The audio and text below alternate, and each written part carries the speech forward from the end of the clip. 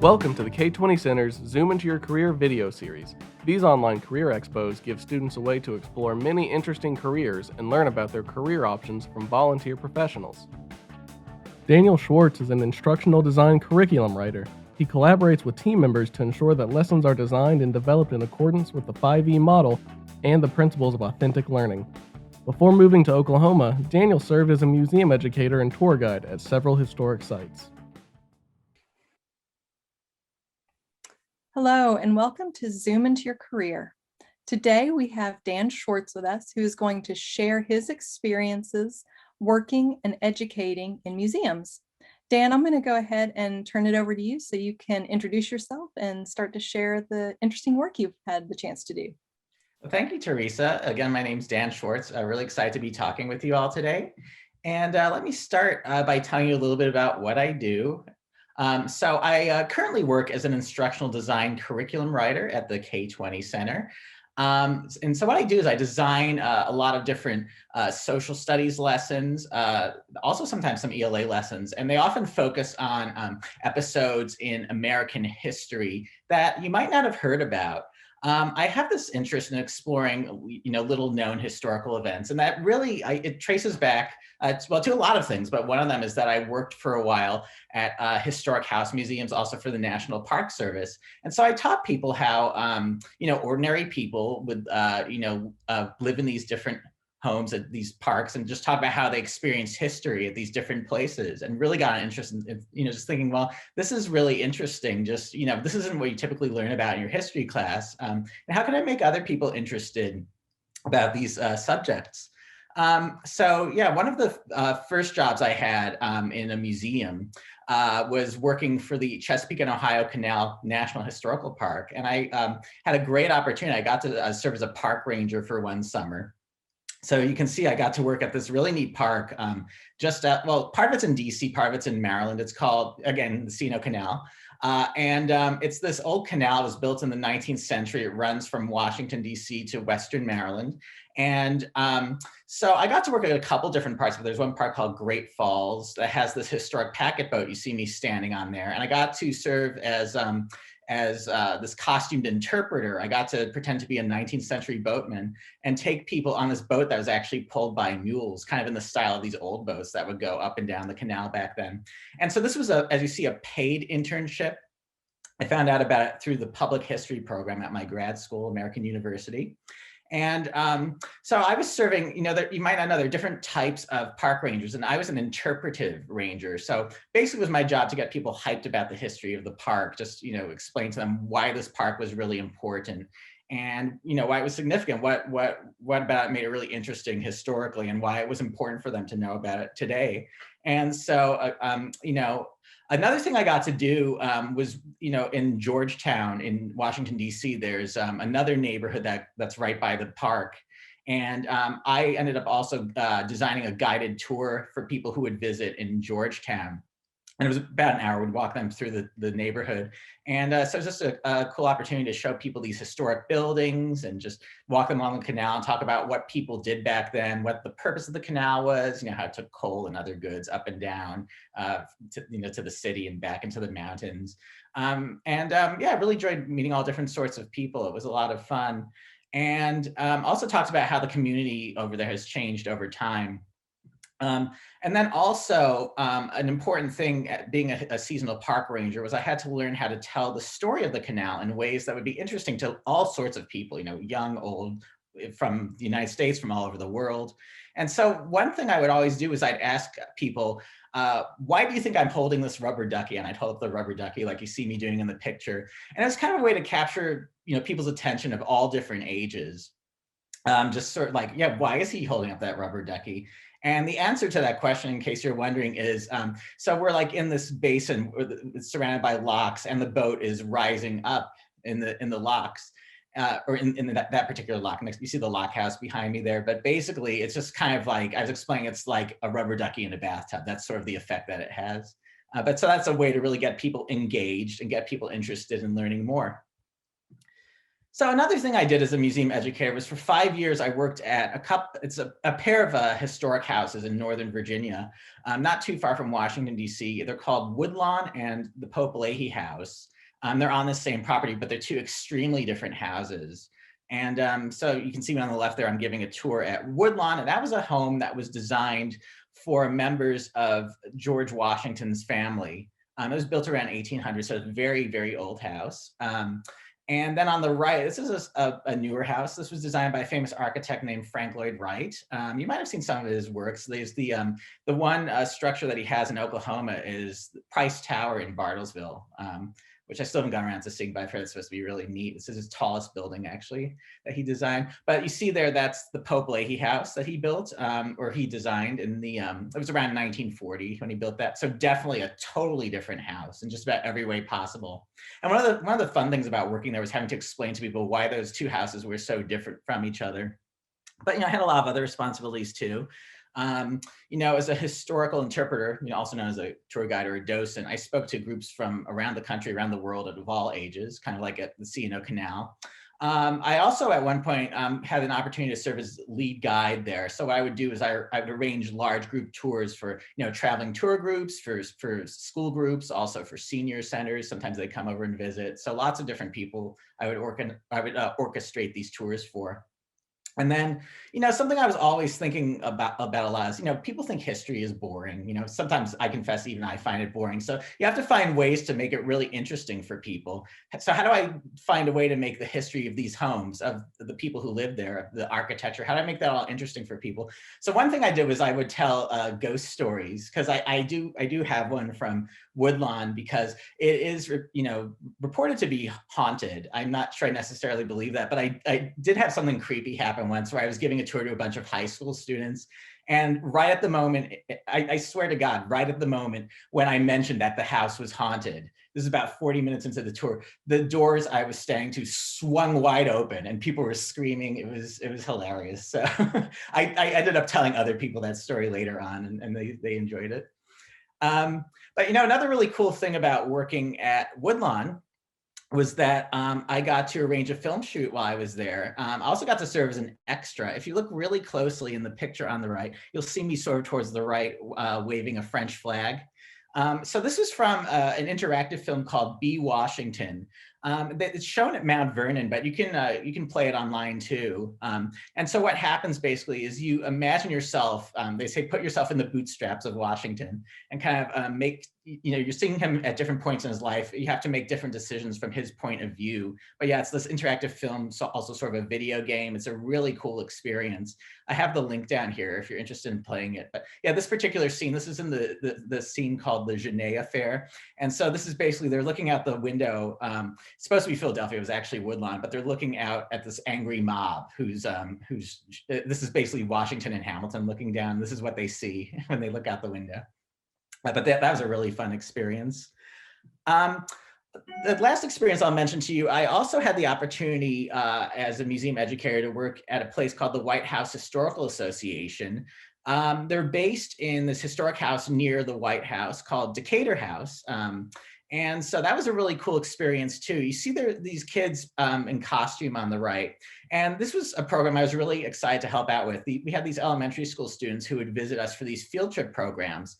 And it was a two-part program. What we do when they get there is we teach them about various episodes in history relating to the White House. So the War of 1812 or the Civil War, you know, like we talk about specific things to those eras in history. Like with the Civil War, we talk about the signing of the Emancipation Proclamation. So you see that kid dressed as Lincoln there.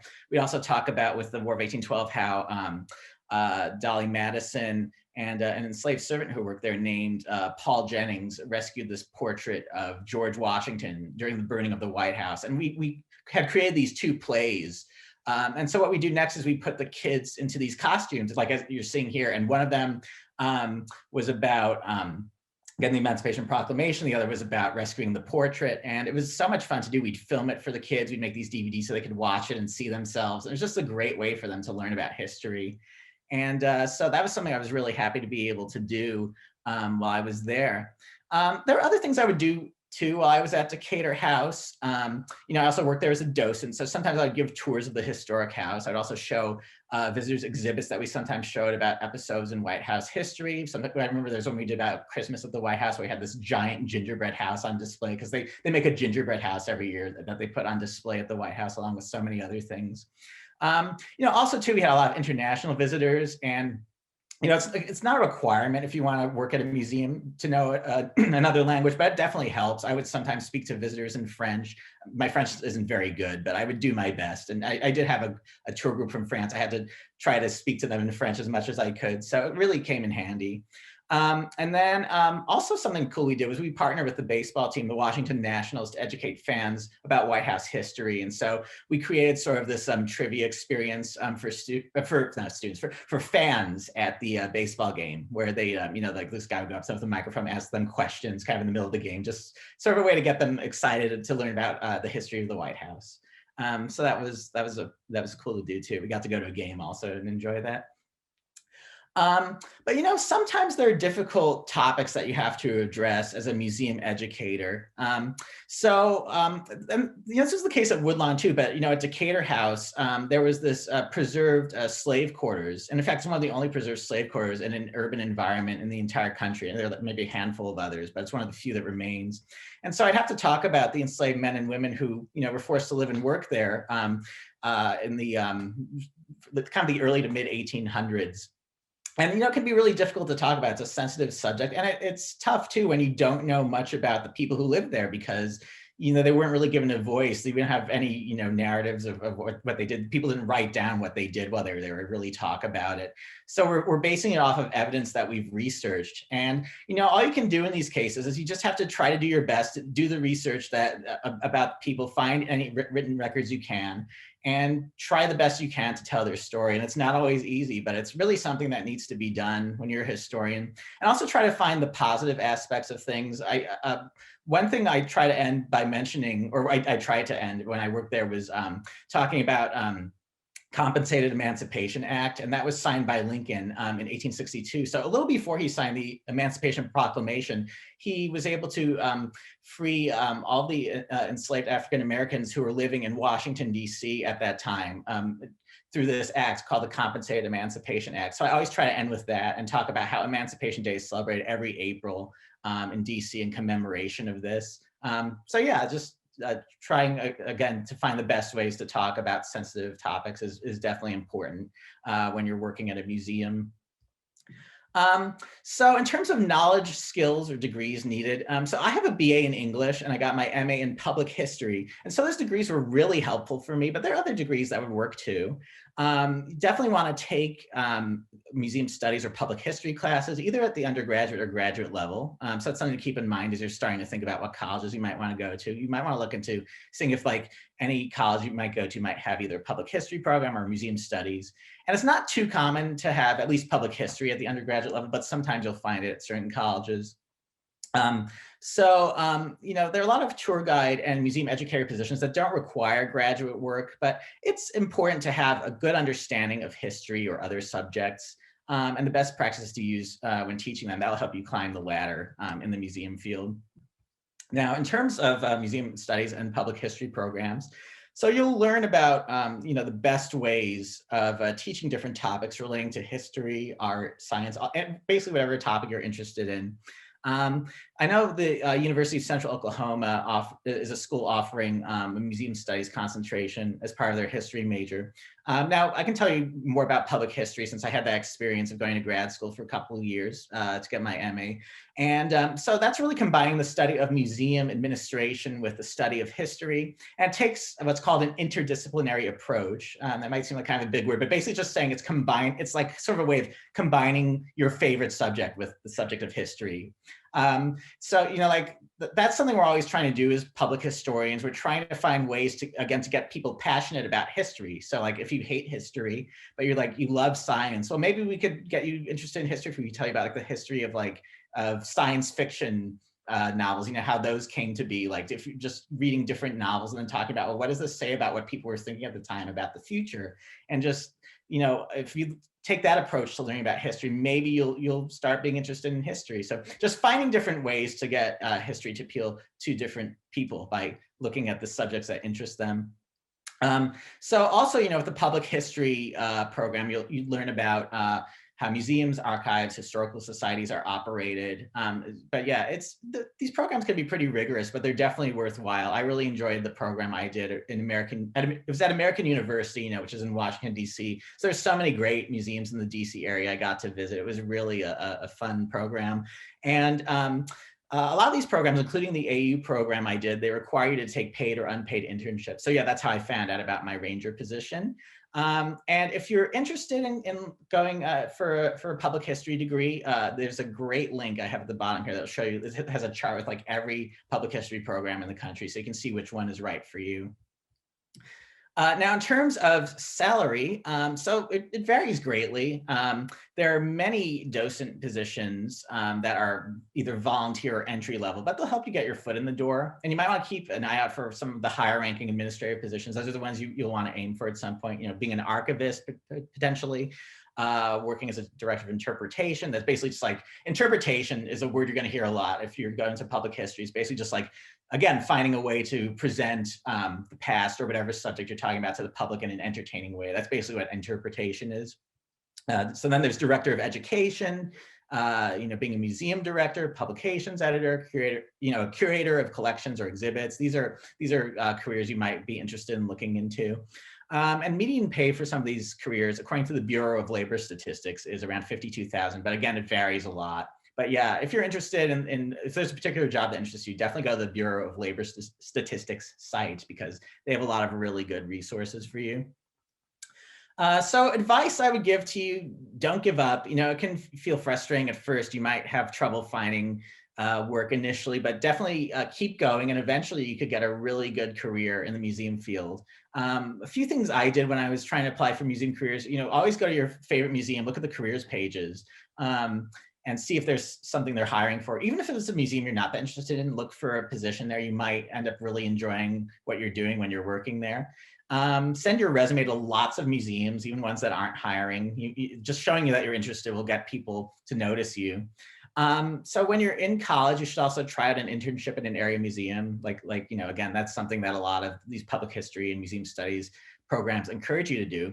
Also, visit as many museums as you can. Go visit museums in your area, get a sense of what interests you. If you see a docent there or someone who, higher up who works there, just don't be afraid to tell them that you might be interested in working in a museum, that you really like the museum, and you think you could see yourself working or volunteering there. And sometimes a volunteer position can lead to something better. So definitely go ahead and try that. And also something you'll be hearing a lot about in the coming years is networking, talking to other people, getting to know what they do, making sure they know what you do and what your interests are. And that's a good way to get your foot in the door at a lot of different organizations. So, try to get to know people who work at museums, talk to them and see if they know of any open positions. That's another good thing to do.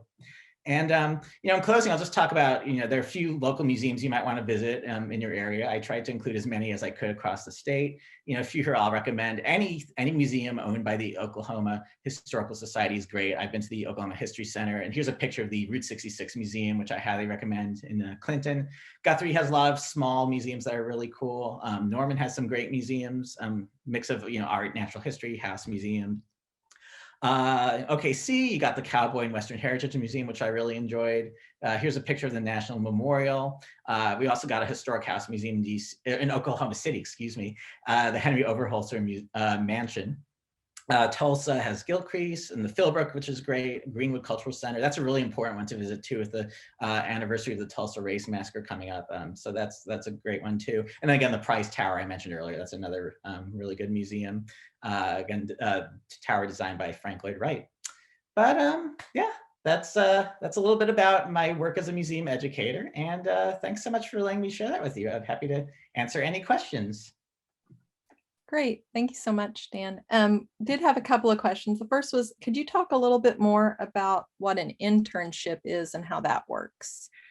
Sure. So again, an internship, sometimes it's paid, sometimes it's not paid, but basically it's an opportunity for you if you're not working yet, but you want to get a sense of how a particular job is, this is your opportunity to just sort of go to whatever workplace, in this case would be a museum, but just go there, learn some of the different skills of the trade that are really important to understand, and just sort of get a feel for it. You might be asked to do certain tasks, like, help, if you're like, this is an archiving internship or something, they might tell you, like, organize all these documents. You'll be working a lot with other archivists who've been working there for years. They'll share some of their knowledge with you. They'll guide you through the process. And after, they last varying amounts of time. Sometimes it's a few weeks, sometimes it's a few months. My internship at the Canal, I remember it ran from May through September. So mine was a few months, but it varies. And it just gives you an opportunity to see, like, well, is this a job for me? Is this something I want to continue doing? And also helps to get you noticed. So definitely an internship is a great thing to do, because, if they're really happy with the work you do, maybe they'll say at the end, hey, we want you here full time. So that's definitely a great reason to pursue an internship at a museum or anywhere, honestly. Great, yeah. The next question I have is, how did your high school experiences help prepare you for the work you did? Were there things in high school that you feel set you up for success? That's an interesting question, because it's interesting because when I was in high school, I really didn't see myself working in a museum. I was, I majored in English, and I was really more interested in creative writing in high school. I actually, in high school, I did well in history. It wasn't my best subject, but I found history kind of boring when I was a little younger, because I didn't like that you just had to sit and read a textbook and that's all you did. Sometimes I felt like that was all I did. I loved going to museums for field trips and things like that, but it was the textbooks I didn't always enjoy.